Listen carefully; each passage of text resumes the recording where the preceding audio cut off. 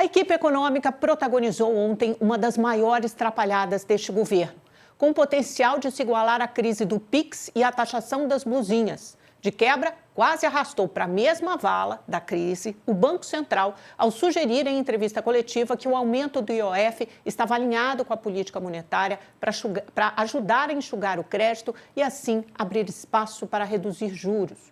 O BC atuou rápido e vazou por meio de fontes que era contrário à medida. Gabriel Galípolo nunca foi consultado sobre a extensão do IOF ou se era favorável, muito menos sabia que fundos poderiam ser atingidos ou remessas de famílias para o exterior. Veio, então, o primeiro recuo da noite. Às 8h20, o ministro Fernando Haddad publicou nas redes sociais que não negociou nenhuma medida fiscal com o Banco Central. Às 11h31, depois de uma reunião de emergência no Planalto, com a participação dos ministros Rui Costa, Sidônio Palmeira e Gleice Hoffmann, foi publicada a nota da Fazenda com o recuo derradeiro.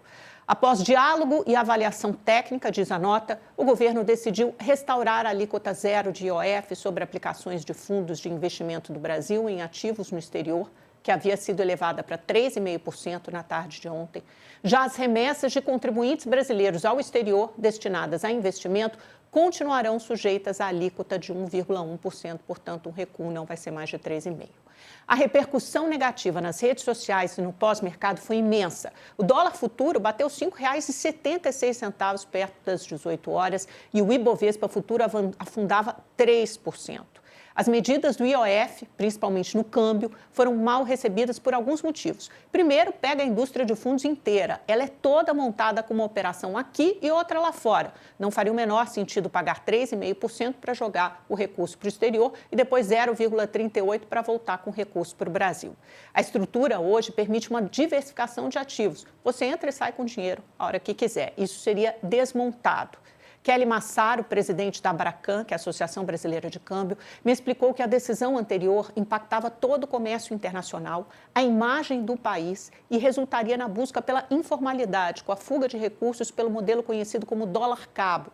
Em relação à taxação de remessas ao exterior, prejudicaria familiares, por exemplo, que mandam recursos para fora para estudantes que estudam, estudantes que fazem universidade ou faculdades lá fora.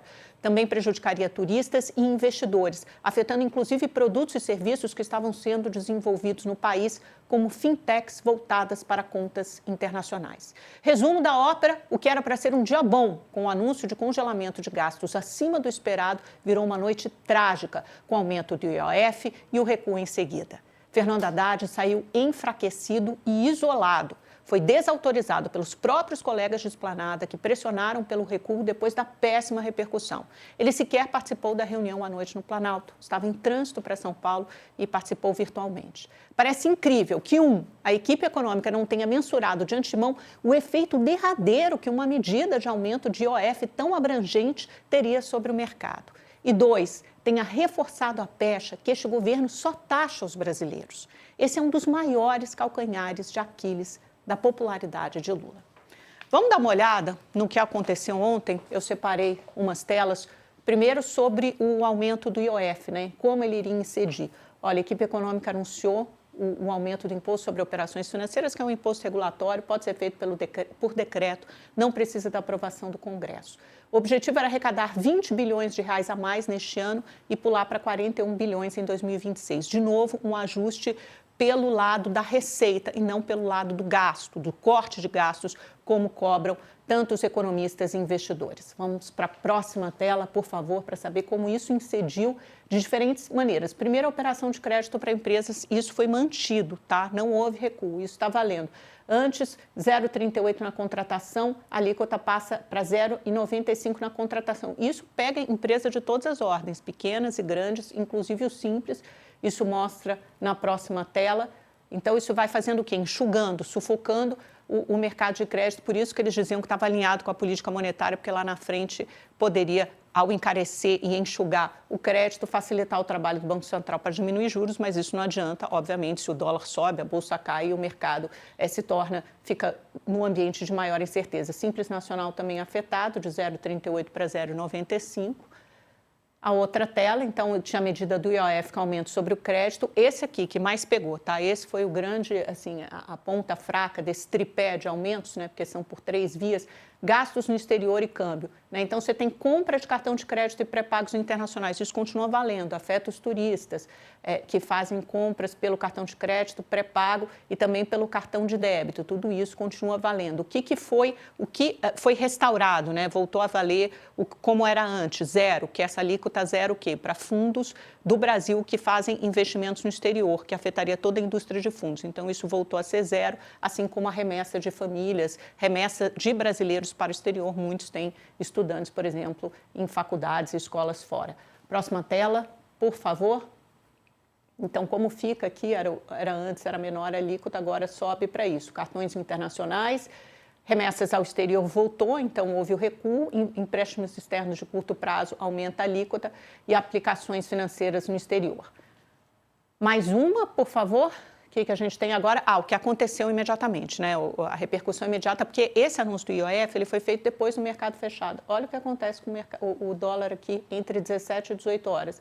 Ele vai subindo, né? Ele está 5,65 às 16, já com o anúncio, o vazamento de que haveria um aumento no IOF, ele passa para 5,70 e no pós-mercado das 5 às 18 ele sobe para 5,76, a bolsa afundou. E a repercussão nas redes sociais, eu separei 2 tweets, né? Na verdade, mensagens no X agora, que a gente convencionou chamar de tweet, de 2 líderes da oposição, 2 figuras muito representativas, simbólicas da oposição, que são os senadores Rogério Marinho, mais uma do Tachad, olha aí como pega, né? Aumento de impostos para cobrir o populismo e a irresponsabilidade fiscal desse governo que não tem projeto de país, né? Mais uma do senador Sérgio Moro, também outra figura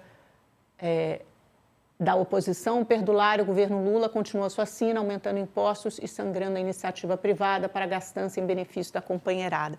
Quer dizer, o governo repetiu a mesma fórmula que ele havia adotado lá atrás, no final do ano passado, quando anunciou o ajuste fiscal junto com a isenção de IR para quem ganha até R$5.000 e fez o dólar catapultar para além dos R$6. A gente conviveu nas férias e também no Natal com o dólar na casa dos R$6. Ele deu uma notícia boa, que era o ajuste fiscal, tudo bem que era aquém do esperado, mas a cereja do bolo foi essa isenção do IR, que foi muito mal recebida pelo mercado. Ontem fez a mesma coisa, anunciou, tinha uma parte boa, que era isso, olha, que eu vou mostrar para vocês agora, que era do contingenciamento e bloqueio, né, na parte do relatório bimestral de receitas e despesas. Isso foi muito bem visto pelo mercado. O mercado esperava um corte, né, de gastos, um congelamento de despesas entre 10 e 15 bilhões. O governo entregou 31 bilhões, surpreendeu positivamente, podia ter parado por aí. O bloqueio de 10 bilhões, né, o contingenciamento é sempre para atingir a meta fiscal, a gente já conversou sobre isso ontem, foi maior ainda, porque você tem uma frustração enorme de receitas extraordinárias, ele é obrigado a cortar a receita para atingir a meta. E o bloqueio de gastos são aqueles gastos obrigatórios crescendo acima do teto do arcabouço fiscal, qual é o teto de 2,5%. Quando cresce acima disso, você é obrigado a bloquear. Tem uma tela que mostra as despesas que mais crescem. Isso é muito ilustrativo, porque, olha, benefícios previdenciários é uma das que mais cresce, representa 8% do PIB. Seguro-desemprego, abono salarial também, o BPC é outra que cresce muito, e subsídios e Proagro.